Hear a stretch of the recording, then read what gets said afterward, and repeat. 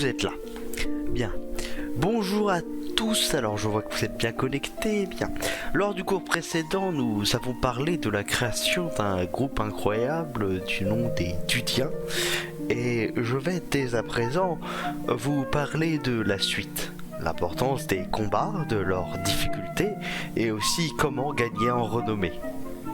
Pour cela, laissez-moi vous parler un petit peu du bestiaire et des choses qui entourent notre monde.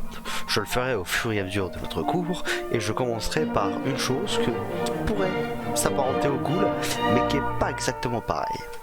Commençons tout de suite le cours, chers élèves.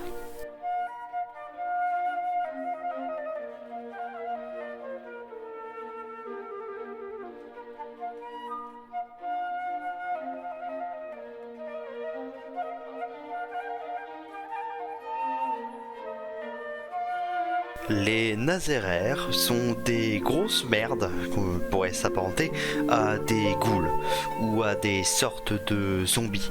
Elles adorent la chair fraîche et c'est en mangeant qu'elles grandissent et deviennent beaucoup plus fortes. C'est une race certes fragile mais qui attaque souvent en grand nombre et est extrêmement rapide. Il faut faire attention, mais si on réussit à leur tirer dessus avant qu'ils nous arrivent sur le coin de la gueule, généralement tout se passe bien et on finit par avoir des gens qui ne meurent pas. Un exemple très clair ici où un groupe de Naséraires attaque le groupe des Dudiens et se fait littéralement démonter la gueule puisque c'est assez facile de les gérer, surtout si c'est nous qui les encerclons. Il faut simplement tuer petit à petit les ennemis et de préférence se mettre sur les cadavres pour les empêcher de manger leurs copains.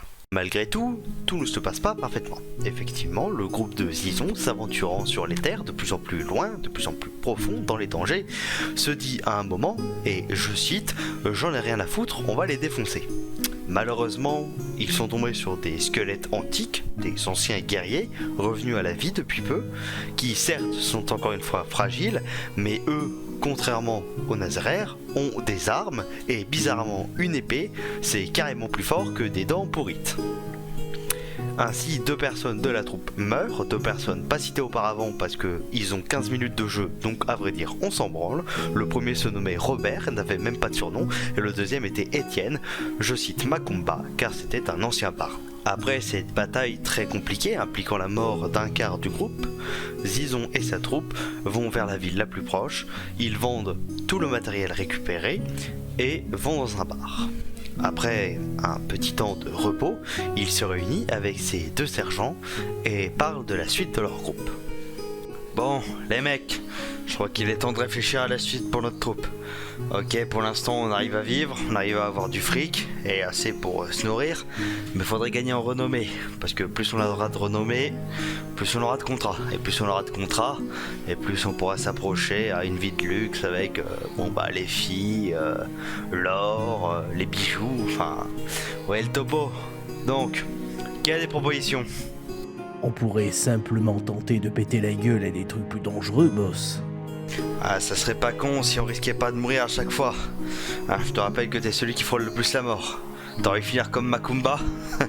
Certainement pas, faudrait trouver autre chose. Je sais, on pourrait créer une bannière pour gagner en renommée. Ça coûte une blinde, mais ouais, ça peut le faire. Effectivement, c'est pas bête. Après, le problème, c'est le métier. Parce que c'est pas en livrant des colis à la con d'une ville à l'autre pour genre 100 couronnes qu'on va pouvoir se la créer cet étendard. Ah, faudrait trouver un emploi qui serait pas trop dangereux mais qui paye bien. Vous avez pas entendu parler d'un truc par hasard ? J'ai entendu dire que garder des caravanes, ça rapporte pas mal. Mais il faudra faire attention aux embuscades. Ainsi, la suite du groupe est maintenant définie par Zizon et ses sergents, et leur aventure va continuer. Ils doivent à présent réunir 2000 couronnes, ayant pour objectif de créer cet étendard qui, comme vous le savez sûrement, sera le point fort de la troupe au niveau de leur détermination, mais aussi quelque chose qui flottera au vent durant les plusieurs siècles de guerre à suivre. Par la suite, je vous parlerai ainsi de cette quête pour l'argent, des nombreux convoiturages qu'ils ont faits, menant à bien des missions de caravane, et pour finir d'un nouveau membre du groupe, qui certes ne payait pas de mine au départ, mais qui par la suite sera l'un des piliers de leur équipe.